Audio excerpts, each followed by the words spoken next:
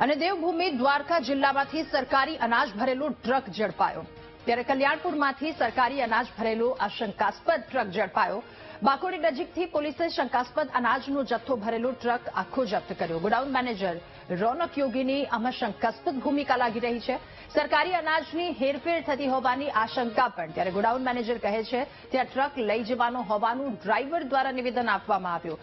સરકારી અનાજની હેરાફેરીની શંકા પોલીસે આ તમામ મામલે તપાસ પણ શરૂ કરી છે। વધુ માહિતી મેળવીશું। સંવાદદાતા અશોક આ મુદ્દે આપણી સાથે ફોનલાઈન પર જોડાયા છે।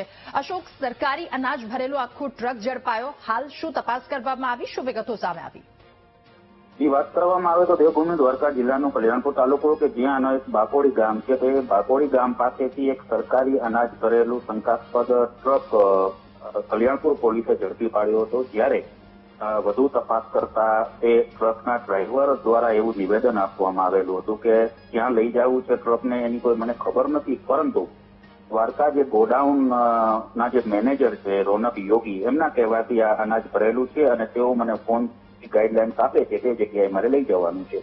એના ઉપરથી ક્યાંક ને ક્યાંક સ્પષ્ટ એવું થઈ રહ્યું છે કે દ્વારકા ગોડાઉન જે સરકારી અનાજના છે ત્યાંના મેનેજરની ક્યાંક આમાં કથિત સંડોવણી હોવાનું પોલીસે પણ માની રહી છે અને અન્ય લોકો પણ માની રહ્યા છે। જ્યારે અમે આ મુદ્દે જિલ્લા પુરવઠા અધિકારી સાથે વાત કરી તો ક્યાંક સરકારી તંત્રની બેદરકારી પણ સામે પડી છે, કારણ કે પોલીસ અને સ્થાનિક મામલતદાર દ્વારા 24 કલાકની અંદર જિલ્લા પુરવઠા અધિકારીને રિપોર્ટ કરવાનું હોય છે। જ્યારે જિલ્લા પુરવઠા અધિકારીએ અમને એવું કહેલ કે આવી કોઈ મને જાણ થયેલ નથી।